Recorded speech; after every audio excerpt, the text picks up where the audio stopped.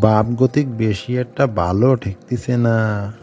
উহু, বাপ গতিক বেশি একটা ভালো ঠেকতিছে না। এবারটা মনে হচ্ছে আর কাপাইনে জাল পড়তে পারে। আমাদের দেশে গায় অগ্রাণ মাস, পুষ মাস আর মাঘ মাসে কলাম মেলা কায়দার জাল পড়ে। যেরাম ধরেন ঠোঁট ফাটার গালছে গা জাড়, ছেঁচড়া জাড়, হাড় কাপাইনে জাড়, পুষ মাসের কড়া জাড়, মাঘ মাসে জাড়, বাঘ পলাইনে জাড়। ছেঁচড়া জাড়ের মধ্যে উত্তরে বাতাস বওয়ার ধরলি পরে রে ভাই সকলের গা গতর যখন টানা ধরে তখন ঠোঁট ফাটার গালছে গাল আর কি যে গোরের মধ্যে পড়ে সে জ্বালার কথা আর কারে কব। ছেঁচড়া জাড়ের মধ্যে ঠোঁট ফাটা আর গালছে গাল আর না পারে পরান বইরে একটু আসতি, না পারে গাল বইরে কয়টা বাচ্চা বাইয়ে খাতি, না পারে আও।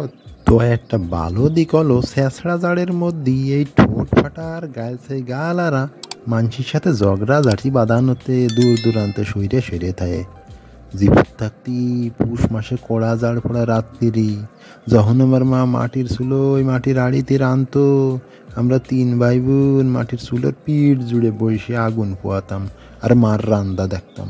তখন মাটির আড়ির ডাউনের ভাগ দিয়ে বলক দিয়ে উঠা বাতে ফ্যান সুইটে গায়ে হাত পায়ে লাগতো। আহা সে এক ভারী কায়দা। কড়া জাড় পড়া নারকেলের দুধ দিয়ে আমার মা রাতের রান্দা আশের গোস্ত গরম বাদ দিয়ে খাতি কি যে লাগতো তা আর একদিন কবানি বুঝছেন। তাগাই থাকেন, খানিক পর আবার আসতেছি।